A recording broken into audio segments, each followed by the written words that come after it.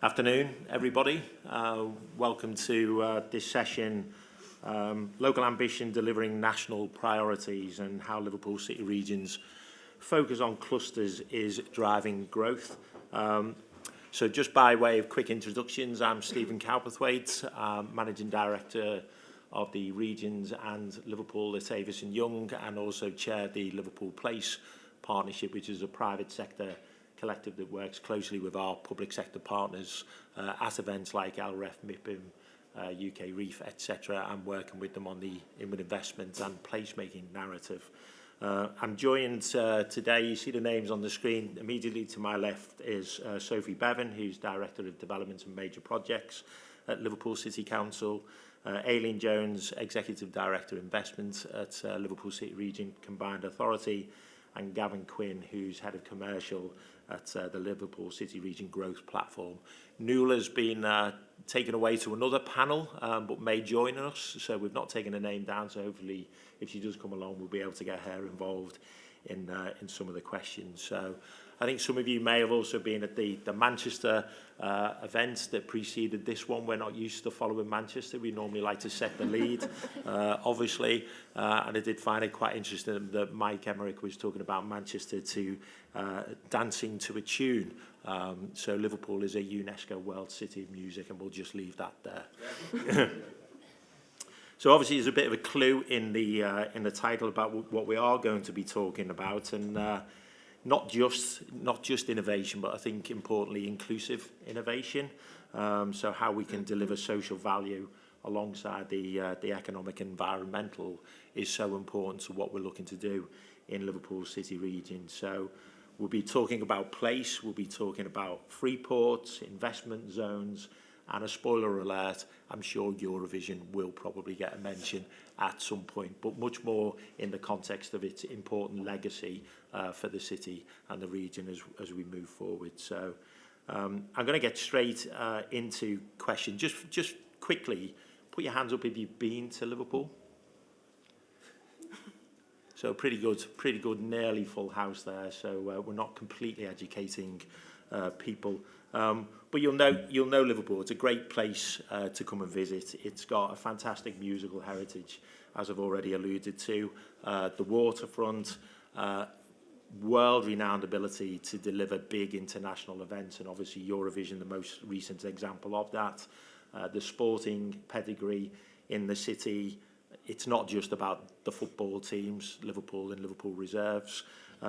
It's also about the Open Golf, Grand National, the coastline in Liverpool City Region is fantastic, the world-renowned Anthony Gormley statues.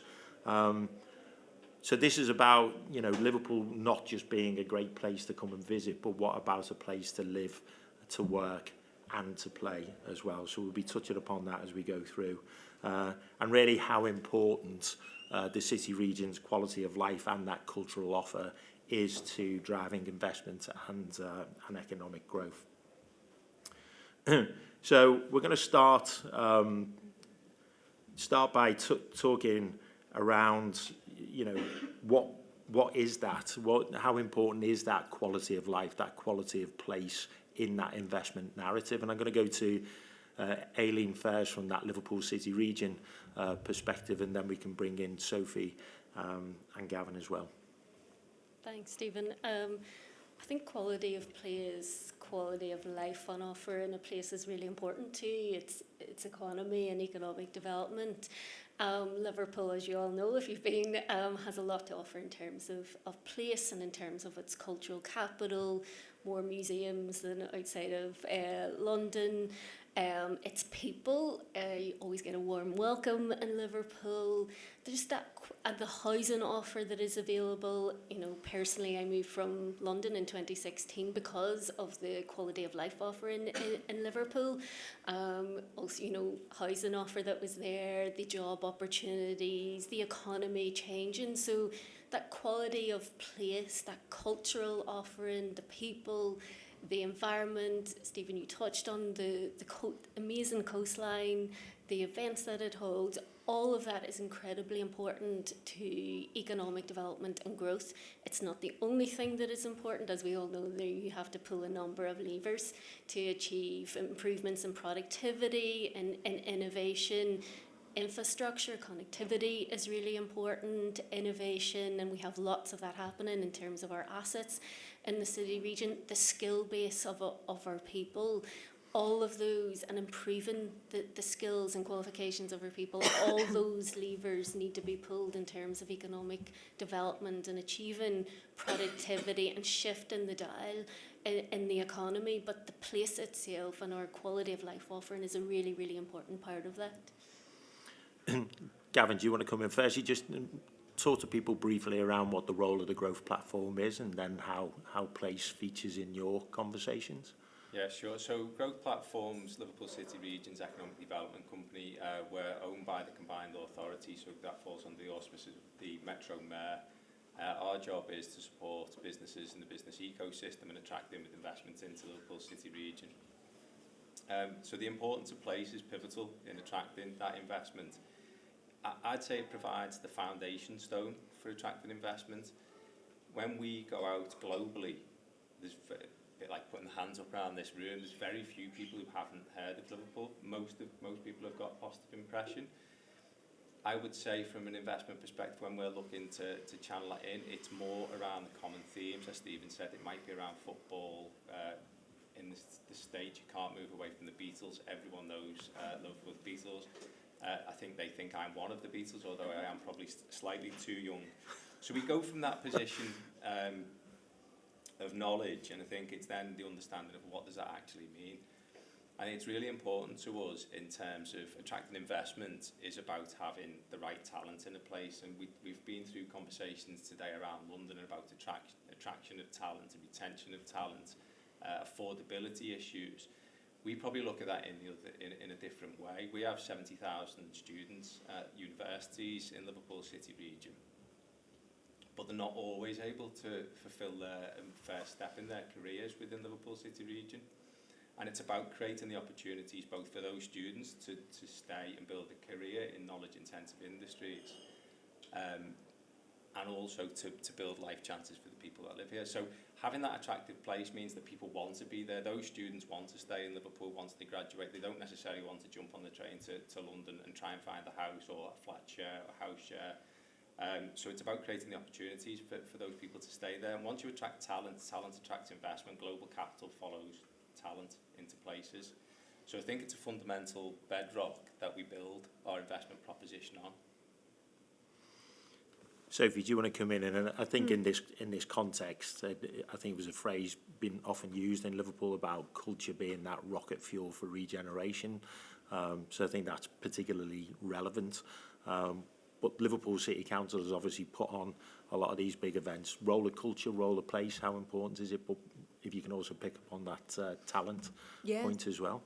Absolutely. I mean, people are attracted to a place either to stay there rather than leave to go off elsewhere, or they're attracted to come from elsewhere because they like the culture of a place, culture in its broadest sense. They want to come to a place because it offers them something, it offers them a complete package. Now, what we need to achieve within that city and the city region is the full package for people. We certainly offer the culture in a number of different ways. We have a thriving sort of food and drink offer, which is attractive to our visitors as well as the people who live and work there. We have museums, we have theatres, we have, as you say, the major events that we put on as a city council. But we have the softer touches as well. We have a lot of sporting activities. We have the music, which people can enjoy on a very day-to-day basis. They can also engage in it. A lot of when we talk about culture, we don't always think about the people who are actually doing that culture. We have a lot of individuals and small businesses who are engaged in cultural activities, and a lot of that cultural activity then leads to innovation and becomes something that's scalable within the city and the city region as a business proposition. So there are a number of ways that we see culture and the associations with culture and the business associated with that as really embedded in the real the draw of the city and why it's a great place to come. and how people have skill development on the back of that, which can benefit the city as well. So there's a number of reasons why people would want to come and live here, because it's embedded in their day-to-day lives, but also because it's potentially a business opportunity for them as well.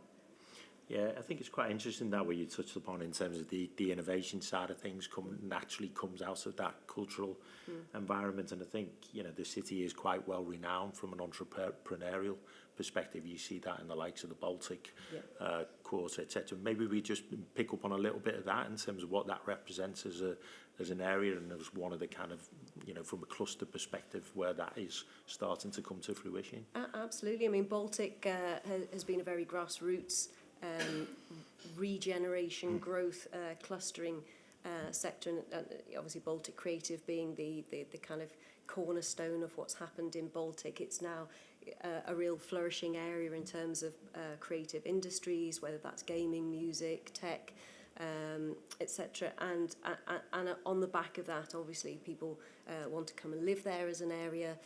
There's a lot of residential activity, and as well as hotels, and it's a very thriving community now. So often you find where places get regenerated, where's the next place and where's the next place. So we see a lot of activity around the 10 Streets area, which is adjacent to Liverpool Waters, close to the new Bramley Moor Dock Stadium.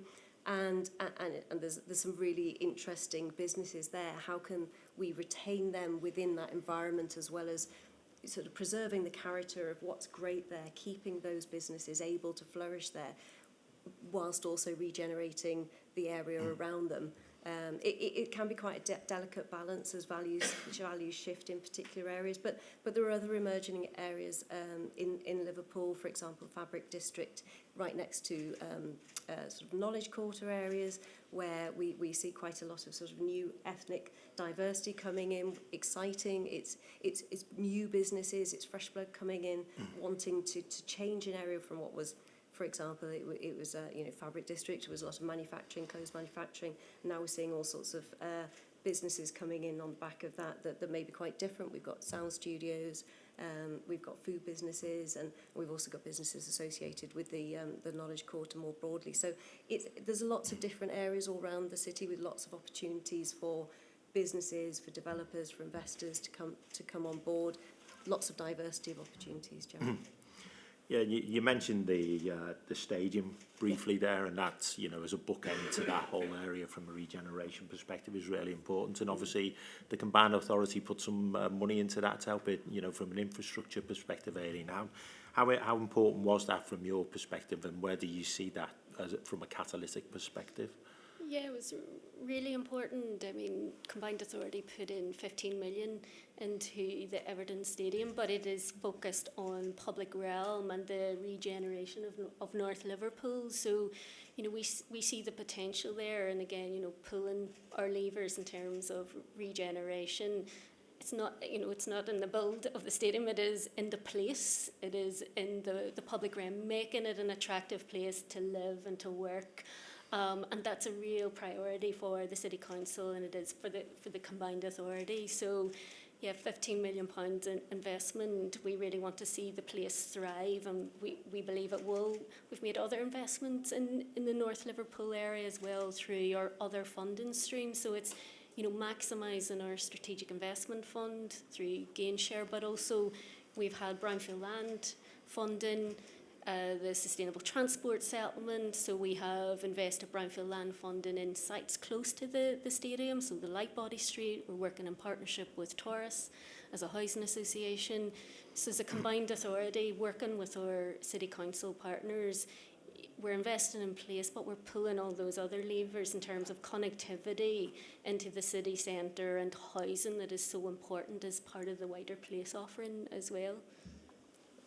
Fantastic. So I think we tried to give you a bit of a scene set in terms of some of the opportunities in and around the region. But I think we've touched upon some of those strengths, and you know, obviously the focus of this is about the clusters and creating those, you know, the strength in those clusters. So Gavin, I'm going to go to you to just elaborate a little bit more, because I think every city talks about health and life sciences or digital or whatever it may be. So what's the Liverpool approach? think the approach that we've taken is yes, you know, we focused on those clusters where there's clear comparative advantage for Liverpool City Region, but also where there's alignment to national priorities. So in headline terms, we can talk about advanced manufacturing, but what do we mean by that? Well, actually within that, there's explicit strengths within automotive production, and that presents significant opportunity for electric vehicle and the transition of that sector for electric vehicle production. So, subject to the announcements made this week with regards to pushing back the window for transition to EV to 2035, the likes of Jaguar Land Rover, Ford and Stellantis, who operate in the City Region, have committed well over £1 billion of investment as part of that process. What that does is create a very specific opportunity, because you're basically creating a new industrial sector for the UK.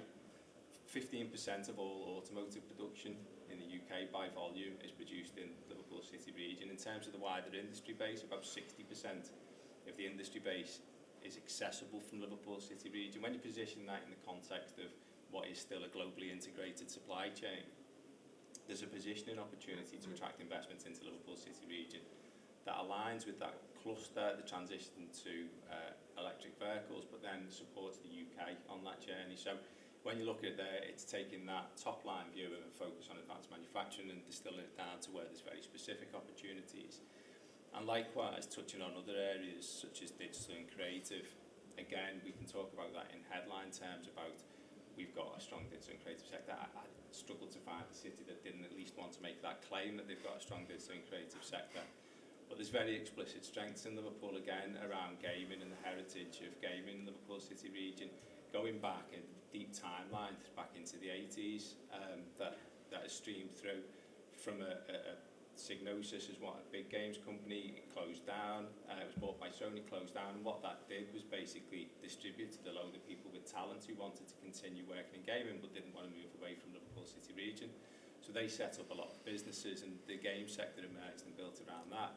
Sony's reinvested in Liverpool, so Sony through PlayStation and Firesprite employ over 1,000 people in Liverpool City Region now, and are continuing to expand. So the strengths of the game sector, and there's, you know, there's critical strengths in that, but also around where you've got alignment between technology and the academic capacity, so things like AI, quantum computing, emerging opportunities there, so particularly around Hartree and the IBM supercomputer at one of the UK's science research institutes.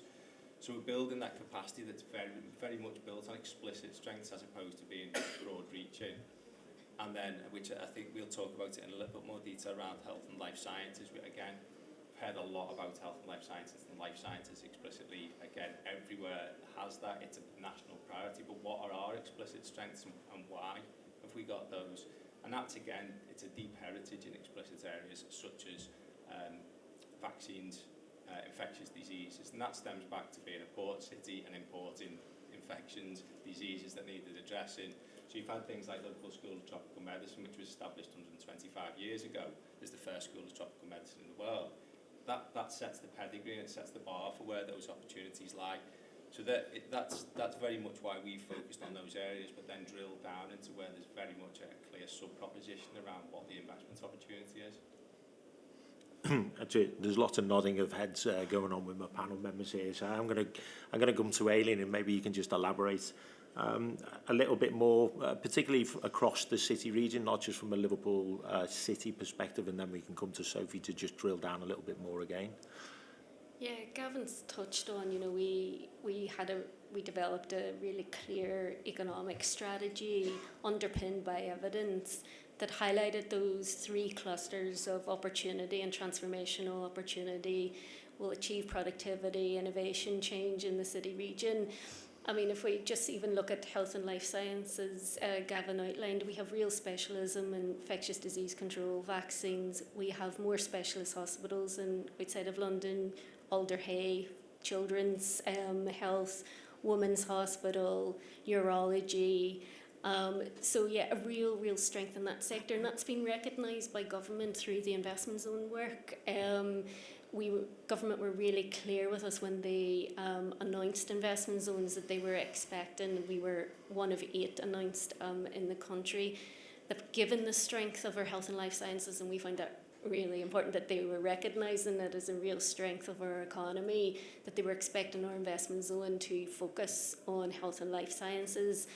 And that's offered the opportunity. We are in Gateway 5, the final gateway with government, in releasing and unlocking 80 million for the city region over 5 years to help grow the health and life sciences sector, given what Gavin said in terms of the real specialisms we have. Not just in infectious disease control, we have the biggest biomanufacturing cluster in Speak in Liverpool. And this 80 million over 5 years will help support the growth of the sector in a number of critical areas. It touches every part of the city region. So yes, the core of the proposition is in the knowledge quarter, where we will use the funding to build lab space, which is in real demand, but it stretches out across the city region into Speak, into St Helens, where we have as a combined authority, invested in Glass Futures, the manufacturing of glass medical vials. We will develop the front of St Helens, an innovation campus in partnership with Sina Medical. It will touch Sefton, where we have a secure hospital, Ashworth site. We will look to use the funding to develop a Centre for Mental Health Excellence. So yes, the core of the proposition is in the knowledge quarter, development of lab space, linking into SciTech Daresbury as well, and Hulton, given our specialisms in med tech, artificial intelligence. But it will touch every part of the city region, and it is that clustering of opportunity in the health and life science sector that presents really exciting opportunities. The 80 million will only go so far, and part of the discussions with government is how do you use that 80 million to lever in further private sector investment. We were the second investment zone to be announced because we could demonstrate commitment from the private sector.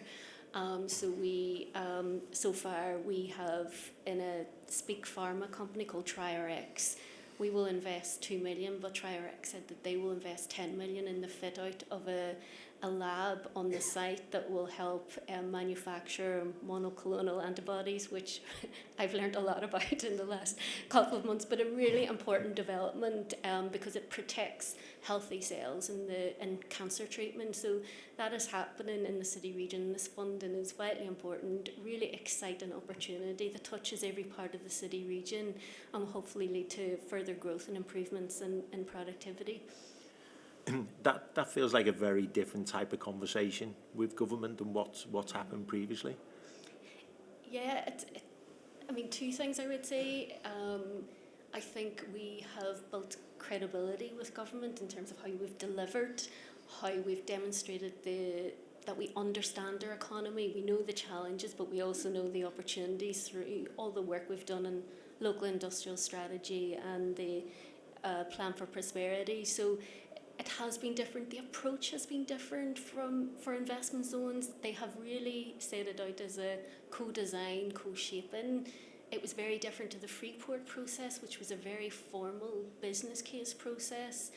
The investment zone has been a gateway process, 5 gateways that we need to go through. We make a submission. Government, we have a face-to-face meeting where government provide us with feedback and challenge. We then resubmit. It hasn't been as long drawn out process. It has felt different, I think, for those reasons, the credibility that we have built, the reputation for delivery, but also government have taken a different approach on investment zones and have really definitely promoted more of a co-shape and co-designing process, and it hasn't been as long as the Freeport very formal business case process. We get feedback within a week or two of submitting each of our gateways. We are now at Gateway 5 with the intention that the funding will be unlocked at the start of the next financial year, subject to getting through the next gateway process, which is all about a delivery plan. How are you going to deliver on your investment zone? What phasing will you do in setting out like the management case really? And once we get over Gateway 5, fingers crossed, the money would be unlocked at the start of the next financial year. So yeah, it has felt very different. So that evidence base and that very clear vision in terms of what Liverpool is specialist in has been really important in that conversation. And Sophie, obviously, part, and Aileen's talked about part of that investment zone will be the Knowledge Quarter together with various other parts. We'll go into a bit more detail, I think, around the whole health and life sciences. But, I know the city is in collaboration with the universities and the hospitals. That's a really important partnership, isn't it? Absolutely, and that's quite a long term. It's gone back a long way, and it will go forward a long way as well. And I think it's important to recognise that although a lot of this activity feels as if it's accelerated in more recent years, particularly as a result of the pandemic, but the bones of that network has already been in place for quite a long time. And as Aileen said, the Liverpool School of Tropical Medicine's been in place for 125 years now, and their recent growth and their connections that they can make across organisations with the universities it makes us a really strong place to grow and invest in. Did you want me to touch on the Paddington Village more particularly? Yes, go or for should it. we talk about that later? Cause let's talk a little bit about Paddington Village, because obviously that's a really important development from the city's perspective. So yeah. where have we come from, where are we now, and where are we going to? Well, probably before my time, and I should say that I'm only enrolled this year, so if I get some details wrong, do excuse me. But back in the sort of 2015-ish, the City Council and the University of Liverpool and John Moores University came together to create a partnership, and on the back of that went out for a development partner, which was Bruntwood SciTech. That creates the Scientech development company, and they own Liverpool Science Park.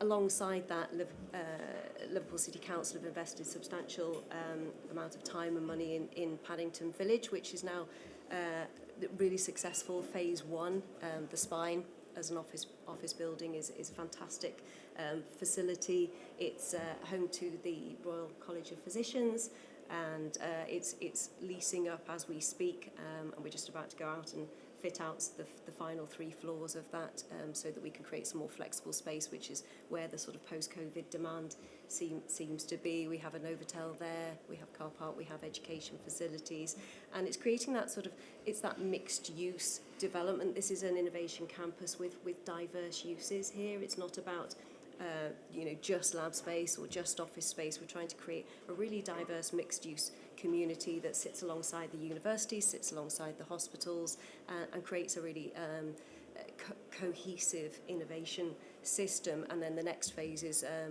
coming forward. We've been given a real boost by the investment zone funding that's coming through. It's really allowing us to accelerate that. And as Aileen said, that 80 million only goes so far. What's the next phase? How can we take the immediate inward investment that we know is going to come in on the back of that, but how can we then look to phase the next phases and the phases beyond that over the next 5, 10, 15 years of growth of that wider knowledge quarter? It's very exciting. Really good, and I think we'll come on to the importance of the investment zone. We haven't even talked about Freeport status yet as well, but obviously from an investor's perspective, they're kind of key things to be able to look at as opportunities to leverage in public sector money alongside private sector investment as well. So Gavin, I think just let's hone in a little bit more in terms of those really key strengths in the health and life sciences. What is it that stands Liverpool apart? What's the USP compared to a Leeds or a Manchester, whatever? And also let's talk a little bit about comparability. Working with those cities as well, not always in competition. Well, I think that working together with cities, whether it be with Manchester and Leeds or whether it be with London, is things that we need to explore further, because there are areas of competition, but there are areas of complementarity between locations. And I think it's really important to remember from a position of when we're trying to attract investment into the UK, and from a government perspective, working with the Department for Business and Trade, trying to attract investment into the UK, if you don't have an alternative location to London and the Golden Triangle in life sciences, it doesn't naturally mean it's going to go to somewhere else in the UK because it's too expensive or there's a lack of lab space, it'll move to another location globally because that's the nature of international investment. It doesn't necessarily sit in the UK. So we need to create that complementarity to ensure from a UK perspective that we're able to harness and attract that investment into a space. In terms of within health and life sciences where you've got specific areas of opportunity, if you like, I think you can't ignore infection prevention and control, so the vaccines development and area in terms of you've got that piece where we've heard it a few times in terms of trying to create centres of place in London that have got the capacity that Liverpool City Regions already has in place, so where it might have an academic institution, you might have an industry cluster, you've got health and NHS trust, and creating that alignment is something that areas strive to do. Well, that's already in place. So we talk about that biomanufacturing cluster. If anyone here is having a flu jab this year, it will be made in Liverpool. If your kids are having the nasal spray, it will probably be made in Liverpool by AstraZeneca. So it shows just how important that is strategically to the UK in terms of that capacity. There's other areas where there's leading cutting-edge science that are potentially untapped within the city region, so things like antimicrobial resistance, one of the top 10 global threats to health and well-being. There's world-leading research in terms of microbiomes and an accelerator program in the city region in that space, so that's really important to us. Things like cancer care, oncology, vaccine treatment of that, really important again in terms of what the opportunities are, and Liverpool's leading in development of those treatments. Where there's complementarity there is specifically across to Greater Manchester as well in terms of oncology treatment. Use the mic. Sorry. And then areas where you've got convergence of technology, and I think there's particular areas of interest where I talked before about gaming, but there's and that cross-cutting application of things like gaming technology in mental health, but also things like virtual reality, artificial intelligence, and all of those come together to create that real convergence of opportunity. So I think they're the specific areas where that we can really sell ourselves. And I think when we talk about it, Knowledge Quarter was used as a case study there, and again, having sat in sessions today, listened to things that were occurring yesterday, the actual density of what's already in place. So when you might talk about something having good bones or people having good bones. Well, the Knowledge Quarter already has that in place. So at one end, you've got Lime Street, which is Liverpool's main line station that provides national connectivity. At the other end, you've got Paddington Village, which acts as a bookend of that. In between that, you've got a specialist cancer hospital, a brand new Royal Liverpool Hospital as general hospital and a teaching hospital. It's £500 million of investment gone into those two hospitals. Liverpool School of Tropical Medicine, the Pandemic Institute, which is a UK agency that prepares response to future pandemics, along with other infectious diseases. So there's already this infrastructure in place that other areas need to actually build. So to a greater or lesser extent, it's an underinvested opportunity that is there to be seized upon and built and harnessing that capacity. I'm going to follow up on that infrastructure piece because, as you say, you're talking about kind of assets there, but alien transport infrastructure. I'm amazed we got so far into a conversation in a Liverpool context without talking about transport, but the transport infrastructure within the city region, but also I think digital connectivity really important as well. So how do those two feature in the investment narrative? Yeah, both are really, really important. I think infrastructure full stop is important as a lever for economic growth. As I said, you need the infrastructure, you need the skills happening, you need a thriving business environment, etc. All of those things I think are really important to economic growth. And we're lucky in the city region in terms of our transport connectivity. We are the transport authority. We have what was Mersey Travel now integrated into the combined authority. So good real connectivity, improving bus connectivity, but that's really important in terms of moving people to the jobs that exist in the city region. But we have been successful, like other city regions, in bidding for transport funding. So the Sustainable Transport Settlement was the biggest settlement the city region has ever seen. We secured 710 million. That's a 5-year programme. I mean, I'm not going to bore everyone about the funding challenges that we have, but actually the Sustainable Transport Settlement is an example of where you can really strategically plan over a 5-year period your transport interventions in a strategic way. And, you know, that sort of single longer term funding is really important to combined authorities. And, you know, we have made some progress in Greater Manchester and West Mids in terms of getting to a better funding model. It's like you're going off piece in terms of infrastructure, but how we are funded is a really important issue, and being able to take that longer term strategic view through the right funding mechanisms is really important. So yes, we are investing that 710 million in 20 schemes across the city region. We talked about the Baltic as a real hive of activity in terms of digital and creative. One of the schemes within the Sustainable Transport Settlement is building a station in the Baltic to help improve connectivity and get people moving there in the right way, and, you know, convenience, etc. There's so many jobs, but it isn't connected in a way that we would all like. Cycling and walking, you know, we talked about the importance of sustainability. We will invest in lots of cycling and walking paths to improve connectivity, improve health outcomes in the city region. And in terms of digital connectivity and digital infrastructure, really important in terms of being a point of difference for businesses. Our mayor had the ambition of wanting to be the most digitally connected city region in the country. We have established a joint venture with 2 private sector companies, NGE, a French infrastructure company, and ITS actually have a local office in the city region. And through that joint venture, we're building 214 kilometres of full fibre, gigabit capable, open access network that touches every part of the city region.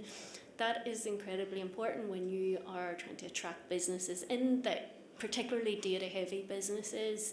But it's also about leveraging those assets that we already have, and we've talked about during the session at SciTech Daresbury, Knowledge Quarter, having that full fibre, gigabit capable infrastructure in the city region as a point of difference economically.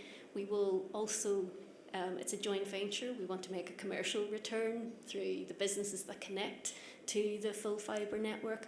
But it's also important in terms of social value. It's been a theme of the last couple of days as well.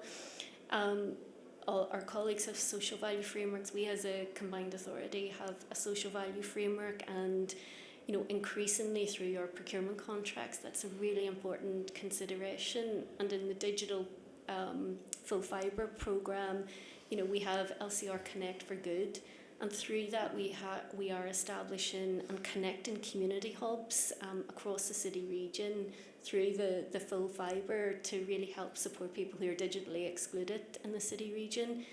The build itself has employed 108 people in the city region. We have used 15 local contractors and engineers. We have connected with 26 technology partners across the northwest. So that economic being a point of difference for inward investment, for attracting businesses, creating jobs is really important, but the social aspect of that digital infrastructure has been really important to us as well. Thanks, that's really good, and I think that social value element is so important in what we're looking to deliver, you know, in whatever city we're operating in. And I think having social value embedded in projects, not just as a kind of tick box exercise, is fundamental to, you know, that being successful moving forward. So Sophie, we'll move a little bit into the, you know, what are the investable projects? What's kind of making you excited about what's coming forward? You've already said, you know, part of a relatively new team. Nuala has joined us now in the audience. Hi, new chief exec, new council leader. So lots of change in the city council, and there seems to be a lot of things starting to move forward in terms of projects, you know, being shaped up and coming forward to the market. So tell us about what's exciting you there. I think, well, to sort of give an overall framework to that, we're looking to appoint a consultant to undertake a development and investment strategy, and that'll sort of take a stock take of where we are now, involving all the planning documents that we have, the strategies, and also the assets and the projects that are underway, but also looking very importantly to what's the vision, where's the ambition, what's the future for the next sort of 20 years, so that as a team and as partnerships with the private and other public sector bodies, we can really map out what opportunities will come forward in the city, and connected with other city region areas as well, will come forward over the next 2 decades, really, linking in with the infrastructure, linking in with our core assets at the moment, looking at our residential opportunities, so that you create very clear place-based interventions that really make sense, that really link up together, that are really what the city needs from an economic but also from a social perspective as well. In terms of specifics, what excites me? Well, lots of projects are sort of moving forward. Some are ready to come to market sooner than others. There will be a lot of activity, and we'd always say to people, do come and talk to us, if not about specifics, but we'd love to talk to people about shared vision and see where the opportunities can go coming forwards. One particular site which it's been a challenging site to deal with is Festival Gardens, just 3 miles south of the city centre. It's now fully remediated as a site. We opened the Southern Grasslands recently, which is a fully accessible new park for people to come to, which is made from the remediated soil from the site adjacent. We're just appointing a multidisciplinary team on that to prepare a developer brief. We'll be going to the market in spring next year for a developer for what is a 24-acre remediated site right on the edge of the River Mersey. Very sustainable, completely new sustainable community that we can create there. So that's one end of the waterfront. You may have seen in the press recently that we're going to go out to market for a waterfront strategy, really to tie together what is a fantastic sort of 6-mile stretch of the city, right from Festival Gardens all the way north to the Bramley Moor Stadium that we've talked about, so that we can really maximise what is already a fantastic waterfront, but how to make that even better and tie it all together where perhaps there's some sort of weak spots in connectivity, and also how it translates from an east to west perspective, making sure that the communities inland also benefit from what happens on the waterfront. Further up, we've got King's Dock, which people may know if they visited the arena, the M&S Arena, for events and conferences. It was a very successful phase 1 regeneration back in the late 2000s. We have 7 sites there, which we're currently working through detail on the legal and design and technicalities of that, ready to create a genuine mixed-use community there, looking at workspace, looking at leisure activities, looking at residential there. So that's another one to watch out for that will come to market fairly soon. Liverpool Waters, our partners Peel, are moving ahead with what is a really large-scale, long-term, it's a 30-year development project. Some pieces have already come together, particularly around Prince's Dock. Got Bramley Moor Dock at the far end, but Central Dock's in the middle, has planning permission for beautiful park and the landscaping around that with plots to come forward over time. Significant new residential area within Liverpool. That's just the waterfront. I mean, and that's the residential opportunity. We've talked about innovation and the new jobs to be created. Those people need homes. The people within Liverpool also need homes. Our target is roughly 8,000 new homes over the next 4 years in our city plan. That currently looks achievable in terms of what we've already got underway and in the pipeline, but we're looking beyond that in terms of making sure we have the right quality, the right quantity of housing, the right diversity of tenure and type, but more so creating the quality of homes and quality of place alongside that. Aileen, do you want to pick up then in terms of that wider city region opportunities? You can probably start with continuing the theme of waterfronts, which is pretty important. Yeah, look, so much happening in the city, but also across the city region. Town centre regeneration is a really important part of that place offering that we have. So, St Helens have just approved their town centre regeneration plans. working in collaboration with the combined authority, includes new housing, new bus centre, etc. So real focus on town centre as well as city centre regeneration, and a number of key projects across other areas of the city region, like World Waters, a really big opportunity in the city region, not just for housing, but education facilities, wider land use, industrial use. So lots of other things happening. World Waters is a really big regeneration opportunity. If you look out to Sefton Marine Lake, the combined authority has invested 20 million in a Marine Lake event centre. That's just getting off the ground. Sophie's talked a lot about the city centre. Knowsley, we've invested in Shakespeare for the North Theatre. That has been the spark of further town centre regeneration in Prescott, linked to wider transport interventions in Prescott as well. So lots happening across the city region in terms of town centre regeneration, but wider economic development, key assets like Shakespeare for the North, Marine Lake, really big regeneration projects that we hope will be the spark for further town centre regeneration, and not forgetting the opportunities that the investment zone presents each of the areas of the city region. And I know we haven't touched on Freeports as well, but real inward investment opportunities in both the Freeport and investment zone proposition in terms of the incentives that they can offer, tax incentives for occupiers, skills programs wrapped around them, and the innovation that can happen in both propositions. So I'll take some questions in a minute, so maybe you just give a little bit of thought in terms of what you might want to ask the panel.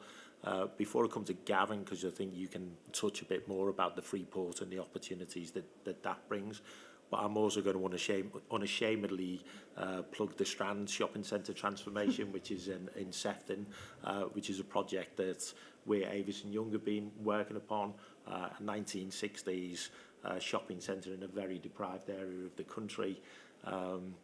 Failed to get levelling up funding, and that's a whole different conversation about levelling up funding and kind of beauty parade politics.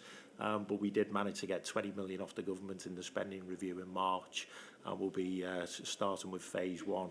And that is such an important project for the community that shopping centre sits in. It will be transformative. And I think in the previous panel there was a little bit of talk around gentrification. Absolutely, this is about improving the quality of lives for people, and then the catalytic effect it can have upon a much wider area that touches upon Liverpool as well. Gavin, Freeport. Well, if I link them back to investment zones and Freeports, because I don't think we really did justice to investment zones, and I think one of the things that stands out for Liverpool City Region is the fact we've got both an investment zone and Freeport status, and the complementarity between the two. So within Freeport, we've got a number of sites across the city region, including 3 tax sites which confer various benefits, but there's an opportunity for a much wider range of custom sites. I mentioned before things like the transition to electric vehicle production. We can talk about biopharma manufacturing and the conferred benefit of having a port and a trading relationship in those spaces where you can basically import goods, assemble, and if it doesn't touch the UK, there's tax benefits in that. If you're a pharmaceutical manufacturing business, you may hold goods, bulky liquids, you actually don't start to pay any tax on it, and that's a significant saving for a business to operate in those areas. So there's advantages there in the Freeport. I think the investment zone in particular is something where we talked about at the start. This is about how we align against local clustering, creating certainty, creating a clear sense of direction, alignment of our resources and application to support private sector investment. And what an investment zone and having that investment zone status has done. So it's £80 million. It's aiming to support the development of physical and other capital in that space. Now that includes enabling investment to occur. So even in London, where you've got a relatively strong and mature market, it's difficult to make lab space stack up despite a shortage of supply because of the additional cost that it takes to put a lab into a building as opposed to just having it as standard office space. and yet the UK has a dearth of lab space. Liverpool City Region has no lab space or is unable to meet the demands, its current demands of its occupiers. So the investment zones enabling the development of just shy of 250,000 square foot of new lab space over the next 3 years. So that starts to free up that capacity and enables investment to occur and attract investment in that space. And that's key critical, both for Liverpool City Region, but also from a UK perspective. So when you position that into it, it's also about a lot of businesses in that space are small businesses. It's a relatively immature market. There's a lot of emergent businesses, so the spin out from universities. So it's how do you actually support and enable them to grow and create the business ecosystem and the strength from that underlying investment base. So the other part of that is, from the investment zone, is creating a business support program specifically tailored towards those supporting those businesses, and also venture capital opportunities, so a fund to support investments in those businesses aligned to attraction of private investment. So what we're able to do then is nurture the opportunities that emerge from the academic strength from spin out of universities, and attract investments in and support the growth in the sector. So the investment zone is really key critical in enabling us to do that and bringing forward those schemes. So what we're able to do straight away, so we've talked about going through that fifth gateway with a start on the 1st of April. The expectation is that there's a project Violet at Sitec Daresbury will literally be ready to go and start on site within days of that confirmation and sign off of that contract. That itself is going to deliver 60,000 square foot of new lab space. So that it's immediate and it's absolutely key critical for the UK that we get that online, and it's really important obviously for us as City Region. So it just opens up the capacity that we've got to attract investment. We've got some really strong messages as a City Region, for the UK in this space. We need to build the physical capacity in order to be able to host those investments. Thanks. Questions from the floor? Anybody? Just say name and where you're from, and then fire away. Thank you. I'm Ros Barclay from Coverdale Barclay. We're a strategic communications agency. This is probably a question for Gavin, if I may. How would you characterise the combined authority for the Liverpool City Region relative to, say, the West Midlands combined authority? When you say, what do you mean by characterise it compared How would to? you compare them in terms of what stage of your development you're at, what your general focus or priorities are? I'm going to hospital pass, Aileen. I mean, the Liverpool City Region has existed since combined authority has existed since 2017 on election of the Metro Mayor. I mean, it has changed dramatically. I joined the combined authority in 2018, and we've built capacity. We have worked really closely in partnership with our local authorities. I would say we're on a similar trajectory to West Midlands. We all know that Greater Manchester have had a head start in terms of devolution and how they worked in partnership for a long period, and they had the infrastructure in place for the combined authority. In Liverpool City Region, we had a combined authority in existence from 2014, but the election of the Metro Mayor didn't happen until 2017. So we've, over the last particularly 2 or 3 years, been a real upward trajectory in terms of, just simply getting people in the right places in terms of building capacity, building our relationship with government and credibility, bidding for funds, which, we all compete against each city region. We've been really successful comparatively in terms of the funding that we have secured in Liverpool City Region. So I think we're on comparative trajectories. If you compare us to the West Midlands, Greater Manchester is further down the track. They have both been part of the Trailblazer conversations. As a Liverpool City Region, we would like to be next in queue for those Trailblazer conversations for further devolution. They have also secured single settlement as part of the Trailblazer. That's where we need to go in order to really effectively perform a strategic role as a combined authority. We need that single settlement rather than the constant bidding. Competitive, we're competing against other city regions for those funds. That isn't, an effective funding mechanism. We need that to take a longer term view as a strategic authority, and so having a single settlement is a really important part of that. So comparatively, I would say we're doing well if you were to compare us to West Midlands overall. Any other questions? Please. So someone left Liverpool in 2010 after 12 years living there. It's really good to be hearing the city region that are left talking about themselves as a city region now, which they weren't back in 2010. I think it's really important. But just a question was, it struck me living there that time. Liverpool in the last 50 odd years seems to be a series of chapters, maybe every decade or so. I experienced the 90s, then the noughties, quite different. I haven't experienced the last 10 years, but I can see what you presented today. So how would you define the next 10 years for Liverpool particularly, Sophie? I would say it's a real decade of opportunity. I think we're possibly behind the curve due to a number of factors, but actually that puts us in a really strong position now to take stock of where the markets are in a number of ways. We've really regained our sense of who we are. We're very strong as a collaborative public sector. I can say that having come from the combined authority. And I think that really makes a difference in terms of that self-confidence, that ability to call on partners, to really know where you're headed. Gavin's articulated really clearly that we have a really strong sense of where our comparative strengths are. I think we're confident from a cultural perspective as well.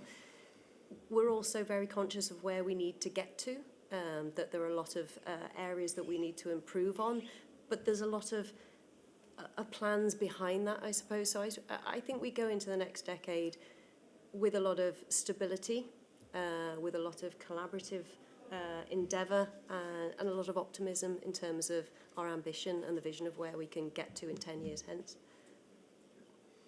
Anybody else? We'll take one more, and if you just say who you are, where you're from, and then what your question is.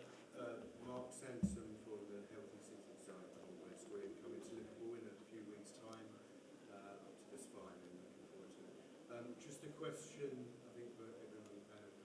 Health is a critical determinant of a productive and successful city region-based economy. What measures are you taking to address health inequalities across the region? And what cities do you look towards, both in the UK and internationally, that are doing aggressive things to address those same kind of challenges? Because health ultimately is an investment in your population. I'll go to Aileen on that one, and we were talking earlier today actually around that whole inclusive innovation, that we can't just how we do innovation and how we do development is really important for, again, back to that community piece that we spoke about. I mean, whilst we don't have health evolution in the Liverpool City region, you're absolutely right. It is fundamental to a thriving economy that you have a healthy population. And actually, we've talked a lot about the opportunities in the economy in the Liverpool City region, but we do have fundamental challenges that we understand and that we're working to tackle. And one of them is, we have about 32% of our working age population are unable to work as a result of poor health. And when you drill down into the information, a lot of that is poor mental health. So we are absolutely focused as a city region. Whilst we don't have Health Diva, we are focused on tackling, the health and all health policies. So, it's a very important part of our economic strategy that we help support people who aren't able to work as a result of poor health. We also have a homelessness program where, again, it's called Housing First, and they are very complex. We support 220 very vulnerable people. Again, health features there, and we take a multidisciplinary approach in how we support the very vulnerable cohort. We have the NHS round the table, prison, probation service.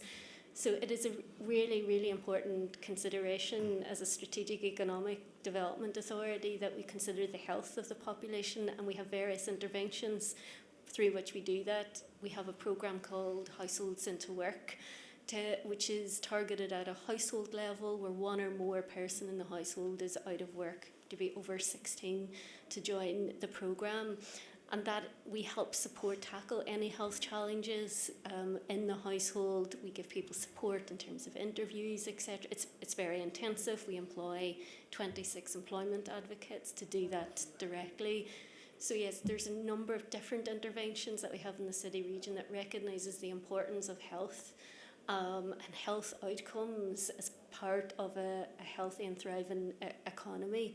And whilst we don't have formal Health Devo, we do work in collaboration as well with our local authority partners on how we can add value as a strategic authority in helping to support and improve health outcomes in the city region.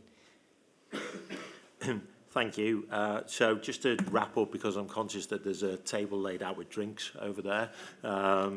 So yeah, I mean, I wrote down a few things, and as Sophie was talking, I was kind of ticking them off as she said them all as well. But, you know, stability, that collaboration between public, private sector and the academia as well, really important. Clear focus upon the strengths of the city region. Quality of place, so important, particularly, you know, as we look at how people are changing their working habits and how they shop and the way they go to the office, etc., etc. Investable opportunities, inclusivity, really, really important. I'm going to finish with decade of opportunity. So if you're interested, make sure that you come and say hello to the panel. Please give them a round of applause.